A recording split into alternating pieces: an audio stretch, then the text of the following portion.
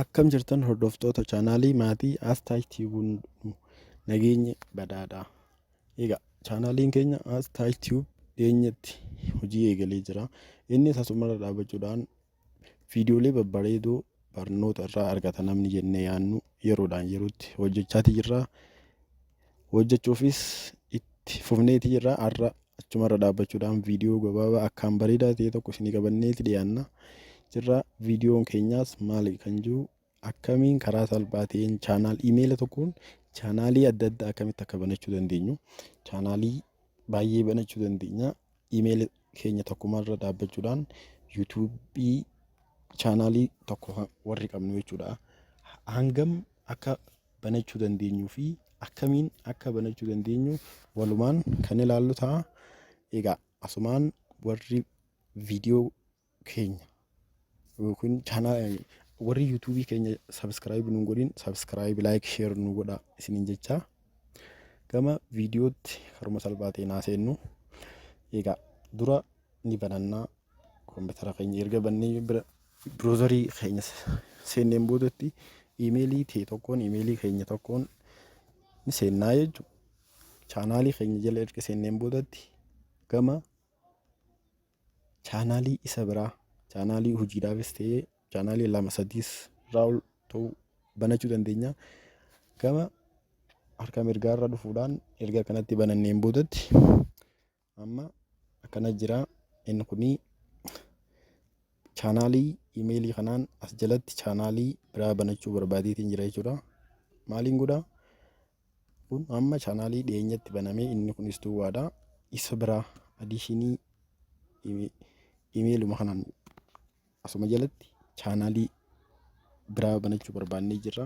Maal goonaa? Gama harka mirgaarra dhufuudhaan akkanatti raayit kilik goonaa bikkuma your channel YouTube studio mana jettu kanarraa gad deemtee gama harka mirgaarratti gad deemuudhaan sitiingii bakka itti jira jechuudha. Iddoo sitiingii jettuutu jira. Sitiingii qayyuu kanarra dhufuudhaan kilik godhanna. Akkanatti nu dhufa. Iimeeliin keenya kami as kana. Iimeelii isa kanaan YouTube chaanaalii isa biraa banachuu barbaanna. Aan or maanii jiru chaanaal ajuu irratti kilik godhanna. Erga aad or godhanneen boodatti kanneen isa sadiin kanaan banee jira jechuudha. Iimeelii tokkochuma kana jalatti chaanaalii sadiin banadhee jira. Chaanaalii sadiin kana malee kan biraatis banachuu hin danda'a jechuudha. Maal godha? Aad chaanaal jennaan. Erga aad chaanaal jenneen boodatti iddoo kanatti dhufuudhaan maqaa chaanaalii keenya isa banachuu barbaanne kenninaaf jechuudha. Fakkeenyaaf Aas Tiiyuub kan jedhu haaraa banachuu barbaanna. Erga Aas Tiiyuub maqaa moggaasee boodatti isaan dhufa. I understand kan jedhu kan dhufuudhaan raayit godhannee kiriit jennaanii jechuudha.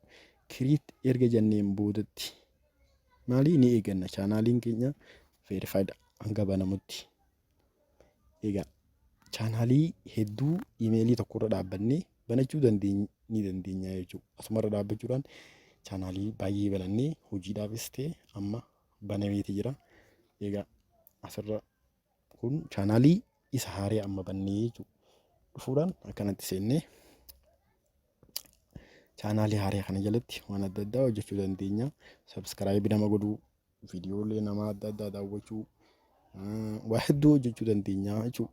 Asumaan sabskiraayib godhuudhaan kanatti hojii babbareedoo chaanaalii kana jalatti hojjechuu ni dandeenya jechuudha. Egaa har'aaf viidiyoon keenya kanuma. Garuu warri maatii keenya hin ta'in Aastaash Tiiyuub jechuudhaan iddoo sarchii irratti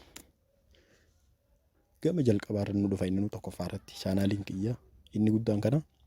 Chaanaalii kiyya kana asumaan sabskiraayib akkanaa gootan kabajaan isin gaafadha. Galatooma. Har'aaf viidiyoon keenya kanuma. Guyyaa biraa viidiyoo babbareedaa adda addaa qabannee walitti hanga deemutti nagayaan nu tura. Galatoomaan isiniin jedha. Nagayaan tura.